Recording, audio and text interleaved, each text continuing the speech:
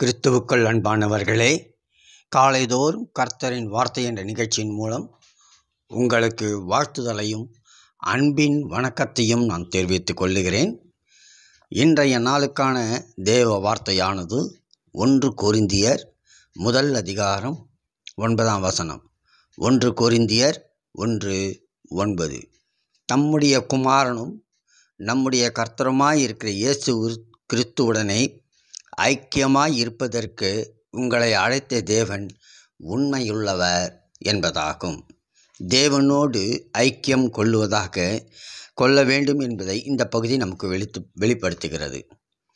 தேவனோடு இருப்பவர்களே தேவனுடைய இருதயத்தை அறிந்து கொள்ள முடியும். தன்னுடைய இருதயத்தில் உள்ளவைகளையெல்லாம் தன்னோடு கூட இருப்பவர்கள் மட்டுமே தேவனால் பகிர்ந்து கொள்ள முடியும். இது தேவனுடைய ஊழியர்களுக்கு மாத்திரமல்ல, குடும்பத் தலைவர், குடும்பத் தலைவிகள் மற்றும் வேலை ஸ்தலத்தில் தலைவர்களாய் இருப்பவர்கள், தொழிலில் தலைவராய் தலைவர்கள் ஒவ்வொருவருக்கும் இதுதான் பிரமாணம் என்பதை நாம் அறிந்து கொள்ள வேண்டும். அது மட்டுமல்லாமல் தலைவர்களாக விரும்பும் அனைவருக்கும் இதுதான் பிரமாணம் என்பதை உணர்ந்து செயல்பட இந்த பகுதி நமக்கு தெளிவுபடுத்துகிறது. நம்முடைய குமாரனும் நம்முடைய கர்த்தராகவும் இருக்க இயேசு கிறிஸ்துவுடனே ஐக்கியமாக இருப்பதற்கு இல்லைங்களா? அவ்விதமாக இருக்கும்போது இந்த பிரமாணத்தின்படி பார்க்கும்போது 1 நாளாகமும் 16ஆம் அதிகாரம் 1 நாளாகமும் 16ஆம் அதிகாரம் 11ஆம் வசனம் நமக்கு இன்னும் தெளிவாக கொடுக்கிறது. கர்த்தரையும் அவர் வல்லமையையும் நாடுங்கள், அவர் சமூகத்தை நித்தமும் தேடுங்கள் என்று அங்கே குறிப்பிடப்படுகிறது. அப்போது தேவ சமூகத்தை நித்தமும் தேட வேண்டும். குடும்பத்தை நடத்துகிற கணவனும் மனைவியும் தேவ சமூகத்தில் நில்லாமல் குடும்பத்தை நடத்த முடியாது. இதை நன்றாய் அறிந்து கொண்ட கணவனும் மனைவியும் எப்பொழுதும் தேவனுக்கு முன்பாக நிற்பார்கள்.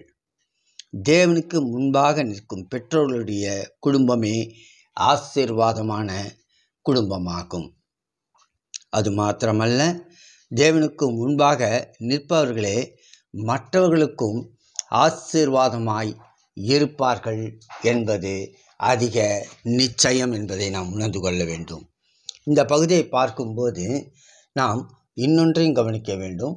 உபாகமம் 5ஆம் அதிகாரம் 31ஆம் வசனத்தில் பார்க்கும்போது அங்கே ஆண்டவர் தெளிவாக குறிப்பிடுகின்றார், நீயோ இங்கே என்னிடத்தில் நில் என்று.